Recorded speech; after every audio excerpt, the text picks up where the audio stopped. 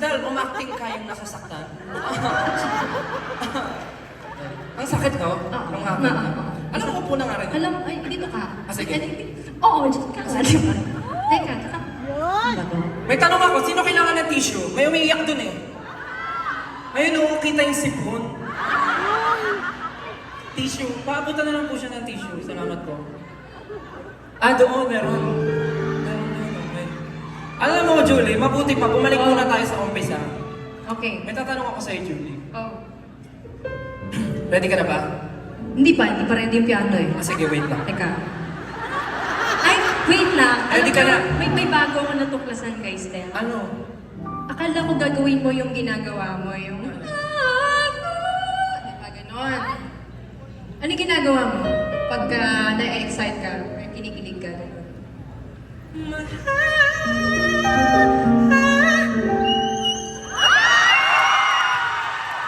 Wala eh. Yun po. Isa po akong Ako rin. Asia's Cattle. Yun po. Hindi ko kayang gawin yun, guys. See? I cannot. Sige, Ready ka na ba ulit. sa question ko? Oh, Ayan. ready na. Ang tanong, Julie, sa subject na math. Oh. Hindi pala to, joke lang. Hindi, balikan natin yung umpisa, Julie. Naalala mo ba nung unang beses kang na-in love? Parang first love mo, puppy love, gano'n. Puppy love. Ano po? Nagkaroon po kasi ako ng aso. Kaya, hindi. Ay, puppy love mo. Hindi. Yung puppy love ko, parang, I think grade 5 ako noon. Grade 5. Tapos, nasa higher batch yung crush ko, grade 6. Tapos, wala lang, hindi niya alam na crush ko siya. Tapos like, Siya daw, ano sabi Siya niya? yun! Siya yun! Baka nga siya yun. Kasi nasa higher location siya.